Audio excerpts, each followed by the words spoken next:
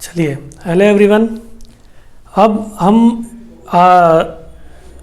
BSc second year की class की बात करें, तब हम लोग डील कर रहे थे आईआर स्पेक्ट्रोस्कोपी की। और आईआर स्पेक्ट्रोस्कोपी डील करने के लिए हम लोग आज पार्ट 2 थोड़ा सा पढ़ने की कोशिश करेंगे और हम देखने की कोशिश करेंगे कि आईआर स्पेक्ट्रोस्कोपी में जो रिजल्ट्स आते हैं वो किस तरह से आते हैं। ये बहुत इंपॉर्टेंट हो जाता है कि रिजल्ट्स किस तरह से आ रहे हैं और हम उन रिजल्ट से कैसे अपने रिजल्ट्स को इंटरप्रेट कर सकते हैं। ये बहुत चीज़ इंपॉर्टेंट होता है कि रिजल्ट्स हमारे पास आए, लेकिन अगर हम उसमें इंटरप्रेट नहीं कर पाए तो एक बायोलॉजिस्ट के पास ऐसा कुछ चीज़ नहीं होता, क्योंकि बायोलॉजिस्ट होते इसलिए ताकि वो अपने रिजल्ट्स को इंटरप्रेट कर सके बहुत अच्छे से। हम उस रिजल्ट से क्या कंक्लूजन निकाले ये बहुत ही इम्पॉर्टेंट हो जाता है।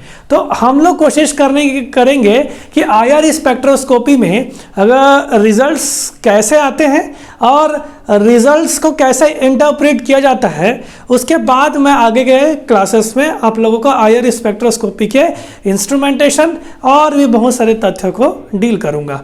जैसे कि मैं आईआर स्पेक्ट्रोस्कोपी की बात करूं तो हमको कुछ ऐसे ग्राफ्स देखने को मिलते हैं जब हम लोग सैंपल को आईआर स्पेक्ट्रोस्कोपी में फीड करेंगे तब। अब आप लोगों को मैं याद दिला दूं कि जब हम लोग आईआर स्पेक्ट्रोस्कोपी पढ़ रहे थे तो हम लोग दो चीज़ों को बहुत ज़्यादा ही फोकस कर रहे थे, एक आपका वेव नंबर और दूसरा आपका फ्रीक्वेंसी। और हमको यह पता है कि वेव नंबर और जो फ्रीक्वेंसी है वह एक दूसरे के प्रोपोर्शनल थे।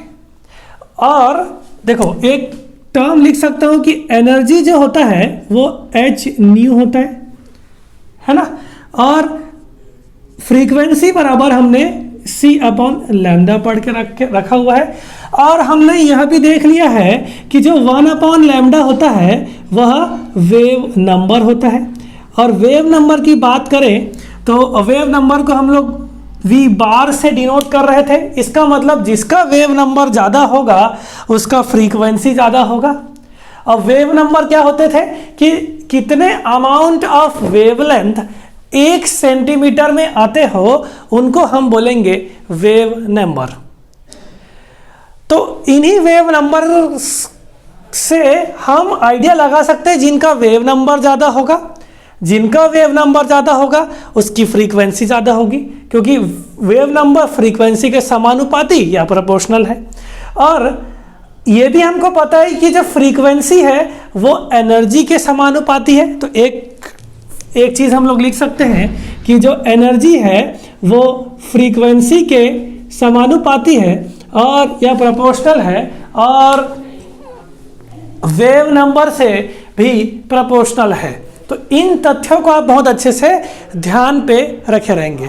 जब भी आईआर रीजन का कोई भी लाइट सैंपल पे पड़ेगा तब वो आईआर के पास उतनी एनर्जी नहीं होती, क्योंकि उसका वेवलेंथ लॉन्ग होता है। सब हम पिछले क्लास में पढ़ चुके हैं, है ना। उसका वेवलेंथ लॉन्ग होता है और जिसकी वेवलेंथ ज़्यादा होगी उसका एनर्जी कम होगा। इस कारण से जो आईआर स्पेक्ट्रोस्कोपी में हम इलेक्ट्रॉनिक ट्रांजिशन नहीं देख सकते, जिस प्रकार हम लोगों ने पिछले स्पेक्ट्रोफोटोमेट्री, विजिबल स्पेक्ट्रोफोटोमेट्री या यूवी स्पेक्ट्रोफोटोमेट्री में देख के रखा हुआ है।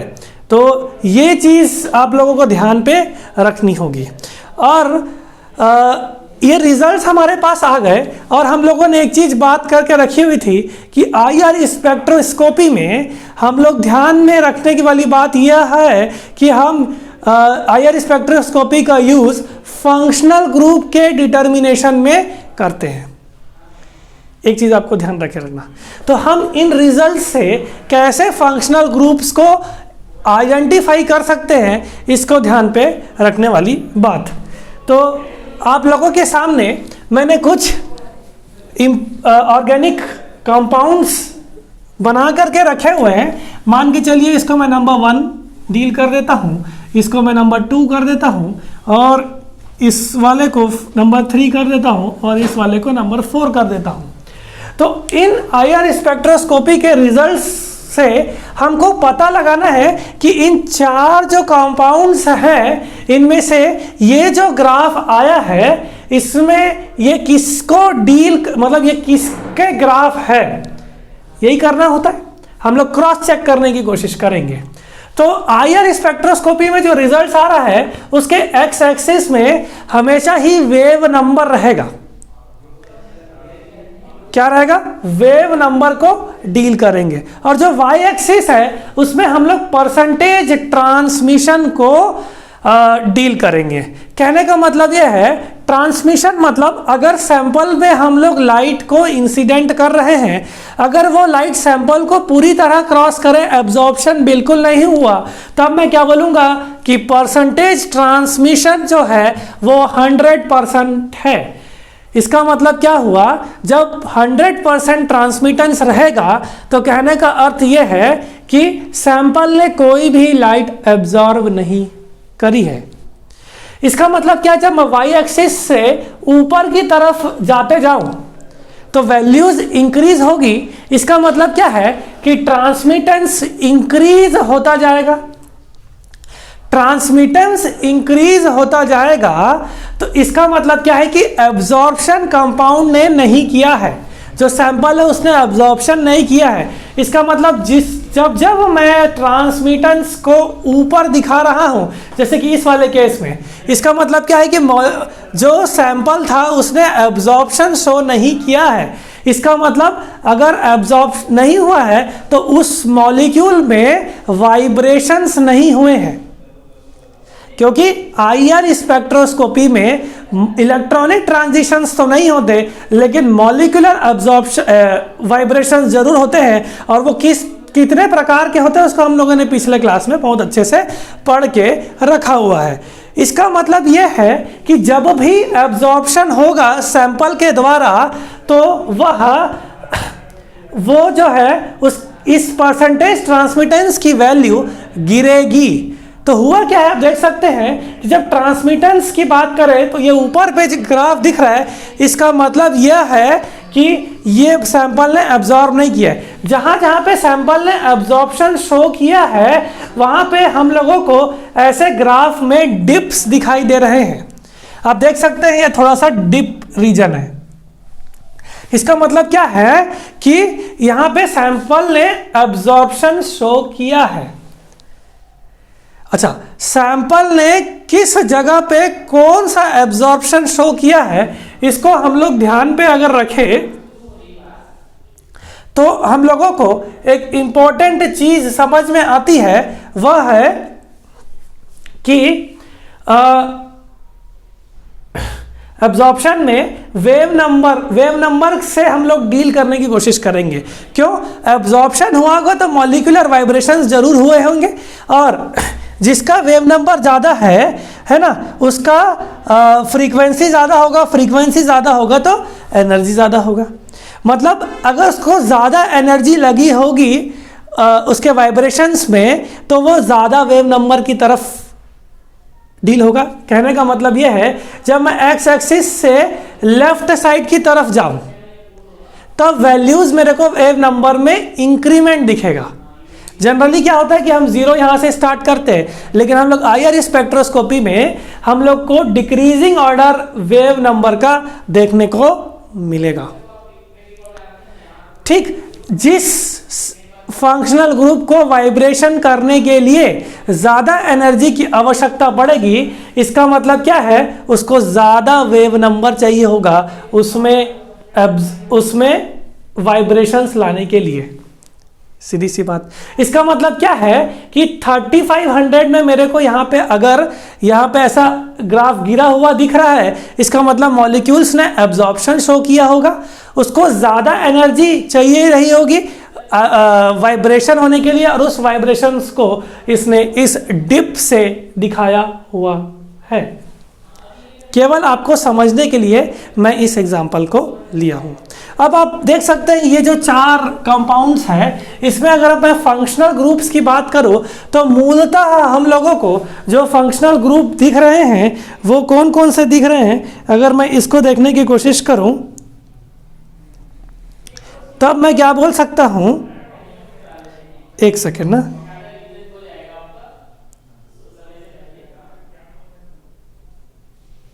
तब मैं क्या बोल सकता हूं कि हम लोगों के पास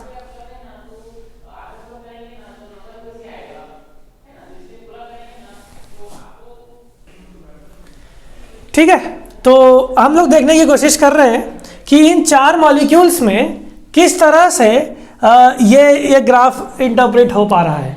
अगर हम लोग देखें इन मॉलिक्यूल्स को बहुत ध्यान से, तो आप लोगों को जो फंक्शनल ग्रुप्स दिख रहे हैं, जो फंक्शनल ग्रुप दिख रहे हैं वो कौन कौन से हो सकते हैं। एक OH ग्रुप दिख रहा है आप लोगों को फंक्शनल ग्रुप्स के बेसिस पे, और OH ग्रुप का फंक्शनल यहाँ पे वेव नंबर दिया हुआ है। ये हमारे पास पहले से स्टडी करके हुए रखा हुआ है। तो अगर मैं कंपाउंड नंबर 3 और कंपाउंड नंबर 4 को देखने की कोशिश करूं, तो मेरे को OH फंक्शनल ग्रुप देखने को मिल रहा है ना। OH फंक्शनल ग्रुप देखने को मिल रहा है। ये आप लोगों के पास एक चीज आया। अगर मैं ऊपर के दो कंपाउंड्स देखने की कोशिश करूं, तो अब मेरे को NH फंक्शनल ग्रुप या अमीन फंक्शनल ग्रुप देखने को मिल रहा है।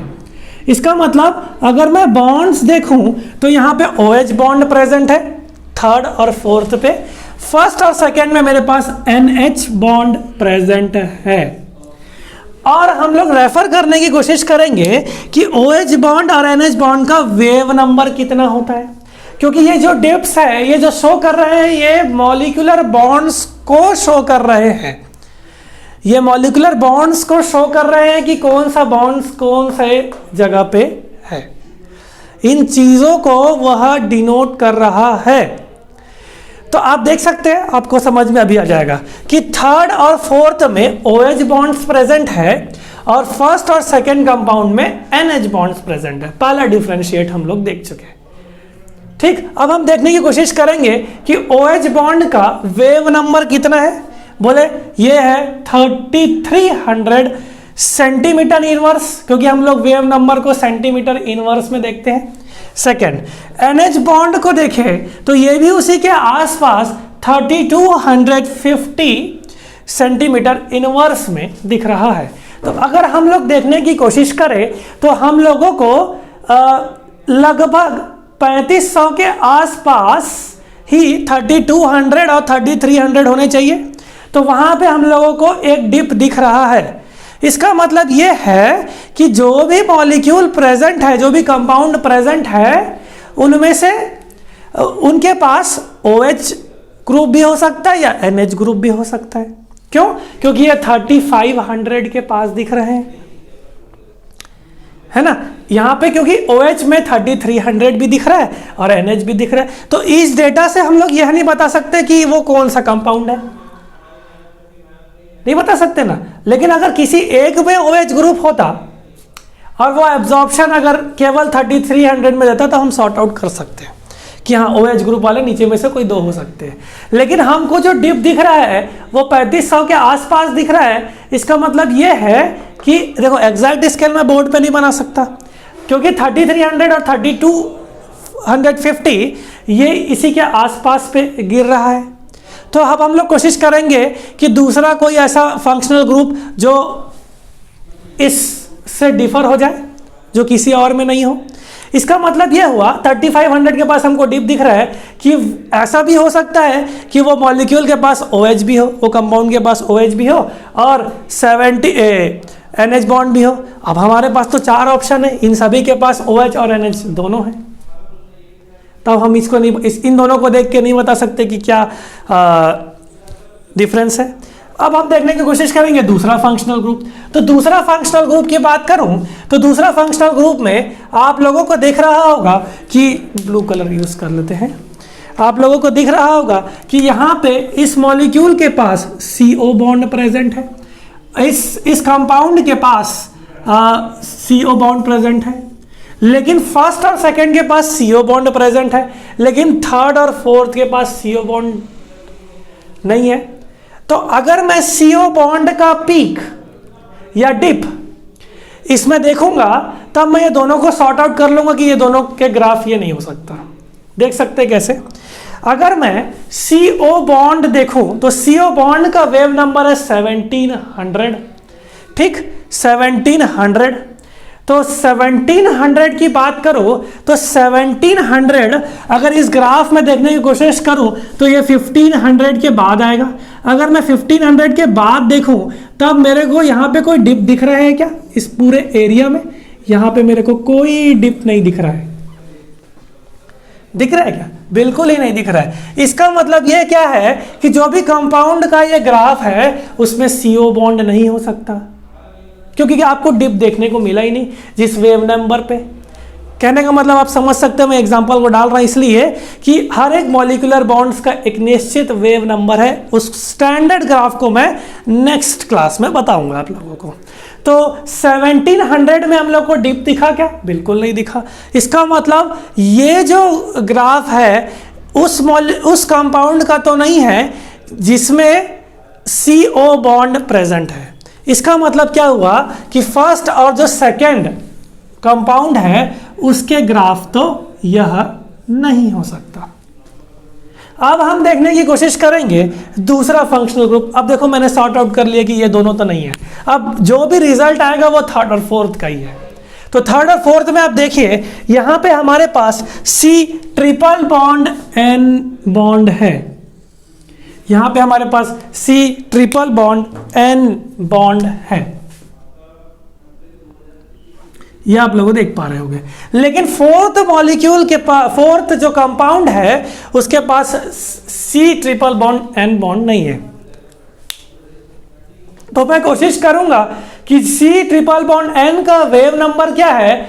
2240। इसका मतलब क्या है कि 2240 के ग्राफ के आसपास क्या मेरे पास डिप दिख रहा है? तो मैं बोल सकता हूं कि आप देख सकते हो कि यहां पे आपको डिप देखने को मिल रहा है। अगर मैं इस 2500 को एक्चुअली यहां पे लिखूं तो ये 2200 किसके पास आएगा? 2240 किसके पास आएगा? लगभग इधर पे 2500 के पास। और यहां पे हम लोगों को डिप दिख रहा है। इसका मतलब यह है कि ये जो ग्राफ आया है इसमें C triple bond N bond भी प्रेजेंट है। इससे पहले हम लोगों ने देख लिया था कि OH भी प्रेजेंट है। यहाँ पे देख लिया था कि यहाँ पे OH ग्रुप भी प्रेजेंट होगा और यहाँ पे NH बॉन्ड भी प्रेजेंट होगा। लेकिन अगर मैं 1700 CO बॉन्ड की बात करो तब CO बॉन्ड हम लोग के लिए यहाँ पे डिप नहीं दिख रहा था, क्योंकि देखो 1500 से पहले दिख रहा है, लेकिन इसके बाद से कोई डिप दिख रहा है? बिल्कुल नहीं दिख रहा है। तो कहने का अर्थ यह है कि एक ऐसा मॉलिक्यूल जिसमें OH ग्रुप प्रेजेंट रहे। अब देखो NH बॉन्ड जिनमें है उसमें CO ग्रुप प्रेजेंट है। इस कारण से वो मॉलिक्यूल, वो वाला कंपाउंड बिल्कुल ही नहीं हो सकता। समझ पा रहे हो, है ना? तो अब मेरे पास कंफर्म ये हुआ कि हमारे पास जो कंपाउंड है, जो इसका रिजल्ट है, इसमें OH ग्रुप तो पक्के से है, OH ग्रुप या NH ग्रुप है। उसकी एक और खासियत यह है कि उसमें C ट्रिपल बॉन्ड N भी होना चाहिए, क्योंकि उसी में ही वेव नंबर पे डिप शो कर रहा है। तो मैं बोल सकता हूं ऐसा कौन सा कंपाउंड है जिसमें ये फंक्शनल ग्रुप प्रेजेंट है और ये ग्राफ उसके लिए यूनिक है, वो है थर्ड नंबर का कंपाउंड। तो आप देख सकते हो कि IR स्पेक्ट्रोस्कोपी से हम लोग डिटरमाइन करते हैं ये ऐसे रिजल्ट से जिसके y एक्सिस में परसेंटेज ट्रांसमिटेंस और x एक्सिस में वेव नंबर डिक्रीजिंगली डिनोटेड है। कहने का अर्थ यह है कि 4500 से 500 की तरफ मैं जाऊं तो ये वैल्यूज डिक्रीज हो रहे हैं, और जिस फंक्शनल ग्रुप का वेव नंबर ज़्यादा, इसका मतलब उसको ज़्यादा एनर्जी अब्जॉर्प्शन की चाहिए रहेगी ताकि वो वाइब्रेट हो सके। और जैसे कि OH ग्रुप ज़्यादा वेव नंबर का है तो इसको ज़्यादा एनर्जी की आवश्यकता है कंपैरेटिवली इन 1700 CO बॉन्ड से, ताकि उसमें वाइब्रेशंस हो सके। और किस प्रकार से वाइब्रेशंस होते हैं ये हम लोगों ने देख के रखा हुआ है। आया समझ में?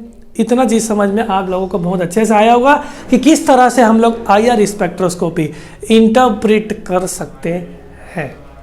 तो ये बहुत ही इम्पोर्टेंट चीज़ है जो आप लोगों को जानना है, और थोड़ा सा आइडिया आप लोगों को अच्छे से हो गया होगा। अब ये जो मैंने नंबर लिखे हुए ये फिक्स्ड है, हमने स्टडी करके इनका वेव नंबर दिया है। इसका मतलब क्या है कि ऐसे बहुत सारे फंक्शनल ग्रुप्स हैं, ये इतने ही थोड़ी होते हैं। वेव नंबर्स उनके फिक्स है, हम इन ग्राफ्स की मदद से हम उसको इंटरप्रेट करते हैं। तो ये आपके सामने कि कैसे हम IR स्पेक्ट्रोस्कोपी में फंक्शनल ग्रुप की मदद से हमें कंपाउंड्स को एनालाइज कर सकते हैं। हम फंक्शनल ग्रुप को इन वेव नंबर की सहायता से बता सकते हैं कि हाँ इस जो सैंपल में CO बॉन्ड प्रेजेंट हो, NH बॉन्ड प्रेजेंट हो, OH बॉन्ड प्रेजेंट हो, या C triple bond N present है कि नहीं है। तो इस तरह से IR स्पेक्ट्रोस्कोपी में जो हम डिटरमाइन करते हैं वो फंक्शनल ग्रुप है। इतना बहुत अच्छे से देखिए, आप वापस इस वीडियो को देख सकते हैं, है ना। ये YouTube में अपलोडेड रहेगा, और किसी को कोई परेशानी होगी तो हम लोग live doubt class IR spectroscopy जैसे हमने स्पेक्ट्रोफोटोमेट्री और कलरीमीटर में करके रखा है उसी तरह से आप लोगों को मैं बताऊंगा। तो हम लोग नेक्स्ट क्लास में देखेंगे कि हम लोग स्टैंडर्ड कुछ वेव नंबर्स देख लेंगे, और इस दूसरे ग्राफ्स को भी स्टडी करने की कोशिश करेंगे, और फिर आगे हम लोग इंस्ट्रूमेंटेशन की तरफ जाएंगे। तो आप लोगों को थोड़ा थ्योरी समझ में आ रहा होगा। अच्छा, मैं आप लोगों को कुछ फॉर्मूलेज बताऊंगा कि कितने पॉसिबल वाइब्रेशंस प्रेजेंट हैं, हो सकते एक मॉलिक्यूल को, उसका एक फार्मूला है। आप वाइब्रेशंस भी देख सकते हैं कि उसमें बेंडिंग, स्ट्रेचिंग, कितने मोड हो सकते हैं, है ना, इसको भी देख सकते हैं। ठीक है, तो आप इसको बहुत अच्छे से पढ़िए, कोई दिक्कत है तो आप मेरे से पूछ सकते हैं या कमेंट सेक्शन में डाल सकते हैं। तो आप सभी का बहुत बहुत धन्यवाद। Thank you.